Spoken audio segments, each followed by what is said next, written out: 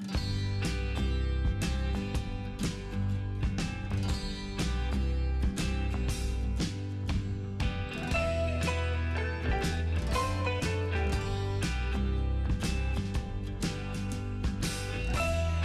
Friends, வணக்கம்.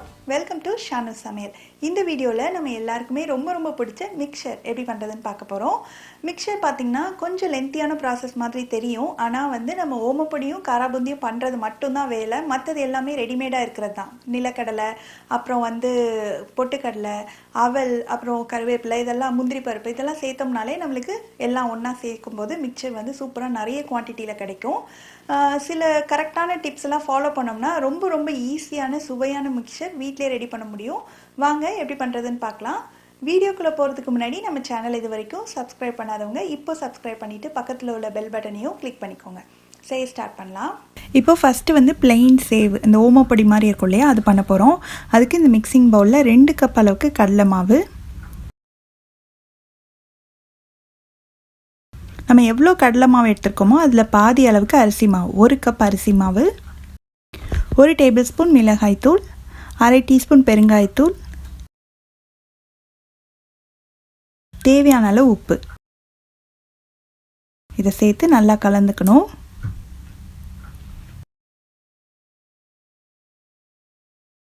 இது கூட 2 டேபிள் ஸ்பூன் அளவுக்கு நல்லா சாஃப்டாக இருக்கிற வெண்ணெய், அப்படி இல்லாட்டி நெய் இல்லை சூடான எண்ணெய் எது வேணாலும் சேர்த்துக்கலாம். சேர்த்து நல்லா கலந்து விட்டுறணும். அந்த வெண்ணெய் அந்த மாவோட ஒன்றா மிக்ஸ் ஆகணும். இந்த அளவு கலந்ததுக்கப்புறமா கொஞ்சமாக தண்ணி சேர்த்து இது நல்ல சாஃப்டான மாவு பாதத்துக்கு பிசைஞ்சு வச்சுக்கணும்.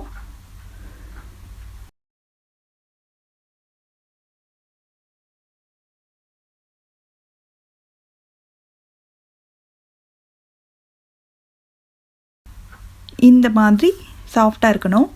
இப்போது இதில் நம்ம இந்த ஓமப்பொடி அச்சு இருக்கு இல்லையா, அதை போட்டுட்டு இந்த முறுக்கு உலக்குக்குள்ளே நம்ம மாவை வச்சிடலாம்.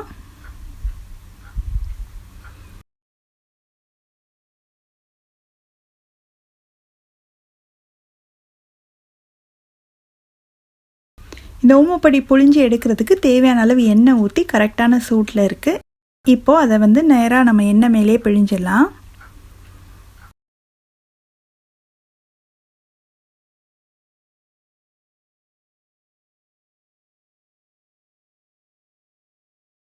இது ரொம்ப சீக்கிரமாக வெந்துடும். ரொம்ப நேரம் ஃப்ரை பண்ணணுன்ற அவசியம் கிடையாது. ஏன்னா மெல்லிஸாக இருக்கு இல்லையா, அதனால ரொம்ப சீக்கிரமாகவே ரெடி ஆயிரும்.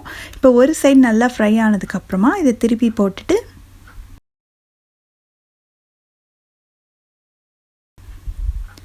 அந்த சைடும் கொஞ்சம் நேரம் ஃப்ரை ஆனதுக்கப்புறம் நம்ம எண்ணெயை வடிச்சிட்டு எடுத்துடலாம். இதே மாதிரி நம்ம ரெடி பண்ணி வச்சுருக்கிற மாவு எல்லாத்தையும் இந்த மாதிரி புழிஞ்சு நம்ம எடுத்து வச்சிடலாம். இப்போது எல்லா ஓமப்பொடியும் போட்டு எடுத்தாச்சு. இதை லேசாக இப்படி அழுத்தினோம்னா அது சின்ன துண்டுகளாக நம்மளுக்கு உடஞ்சி கிடைக்கும்.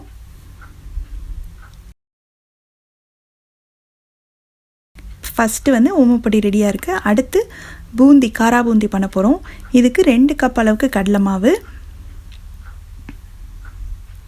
1/2 கப் அரிசி மாவு, 1 டேபிள் ஸ்பூன் மிளகாய்த்தூள், 1/2 டீஸ்பூன் பெருங்காயத்தூள், தேவையான அளவு உப்பு. இதை ஃபஸ்ட்டு நல்லா ஒன்றா கலந்துடலாம்.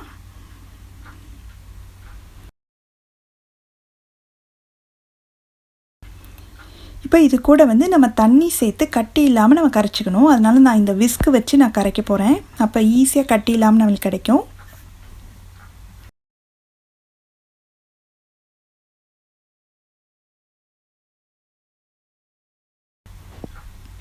இந்த மாதிரி நல்லா கரைச்சதுக்கப்புறமா இது கூட ஒரு 1/4 டீஸ்பூன் அளவுக்கு ஆப்ப சோடா, சமையல் சோடா இருக்கு இல்லையா, அதை சேர்த்துட்டு நல்லா கலந்து விட்டுடலாம்.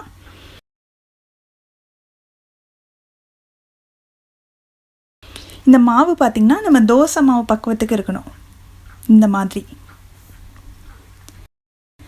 இப்போ மாவு ரெடியாக இருக்குது. காராபூந்தி போட்டுடலாம். நம்ம எண்ணெய் சூடு பண்ணி வச்சுட்டு அதுக்கு மேலே இந்த மாதிரி பூந்தி கரண்டி, அப்படி இல்லாட்டி கண் கரண்டி இருக்கும் இல்லையா, அரிக்கரண்டி, அது வச்சு கூட நம்ம பூந்தி போடலாம். என்கிட்ட இந்த பூந்தி கரண்டி இருக்கிறதுனால நான் அதை யூஸ் பண்ணிக்கிறேன். இப்போ இதை எண்ணெய்க்கு மேலே கொஞ்சம் ஹைட்டு மேலே வச்சுட்டு நம்ம ரெடி பண்ணி வச்சுருக்க மாவுலேருந்து ஒரு கரண்டி எடுத்து இதில் ஊற்றிட்டு அப்படி லேசாக அப்படி ப்ரெஸ் பண்ணி விட்டோம்னா அழகாக குட்டி குட்டி பூந்தியாக கீழே விழுகும். ஒரே டயத்தில் நிறைய மாவு ஊற்றிடாதீங்க.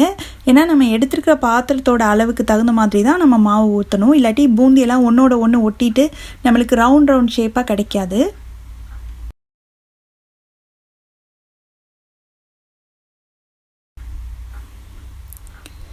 இப்போ இது நல்லா கலந்து விட்டு அதோட சலசலப்பு சத்தம் அடங்கி நல்லா மொறுன்னு வரணும். அந்த அளவுக்கு நம்ம ஃப்ரை பண்ணிக்கணும்.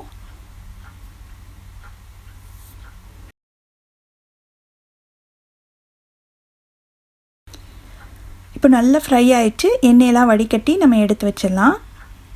இதே மாதிரி எல்லா மாவையும் பூந்தி கொஞ்சம் கொஞ்சமாக போட்டு நம்ம ஃப்ரை பண்ணி எடுக்கணும்.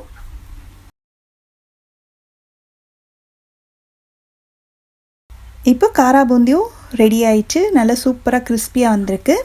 அடுத்து நம்ம மிக்சரில் சேர்க்குறதுக்கு நான் 1 கப் அளவுக்கு வேர்க்கடலை எடுத்திருக்கேன். இது பச்சை வேர்க்கடலை தான். அதனால் நம்ம நல்லா கொஞ்சம் நேரம் ஃப்ரை பண்ணி நல்லா கிறிஸ்பாக ஆகிற அளவுக்கு நம்ம ஃப்ரை பண்ணி எடுக்கணும். கருகிராமல் பார்த்துக்கோங்க.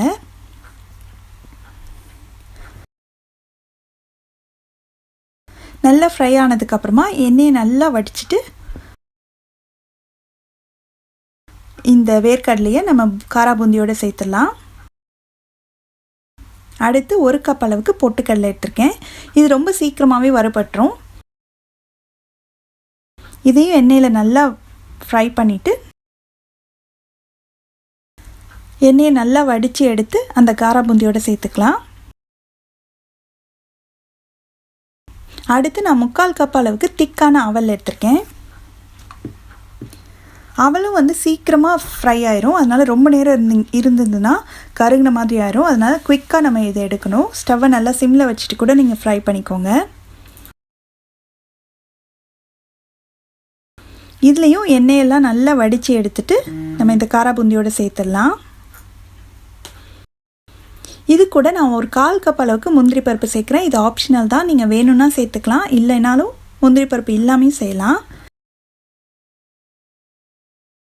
இது நல்லா கோல்டன் ப்ரௌனாக ஆனதுக்கப்புறமா அதையும் எடுத்து நம்ம மிக்சரோவில் சேர்த்துட்டு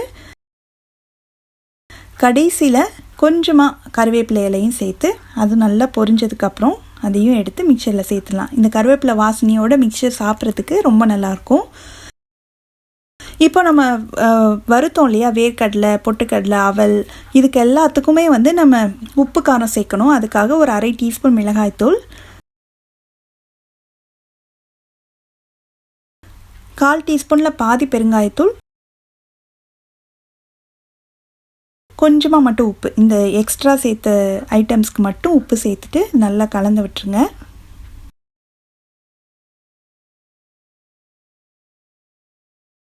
இது கூட நம்ம செஞ்சு வச்சுருக்கிற ஓமப்பொடியும் சேர்த்து நல்லா எல்லாம் ஒன்றா கலக்கிற மாதிரி மிக்ஸ் பண்ணி விட்டுறணும்.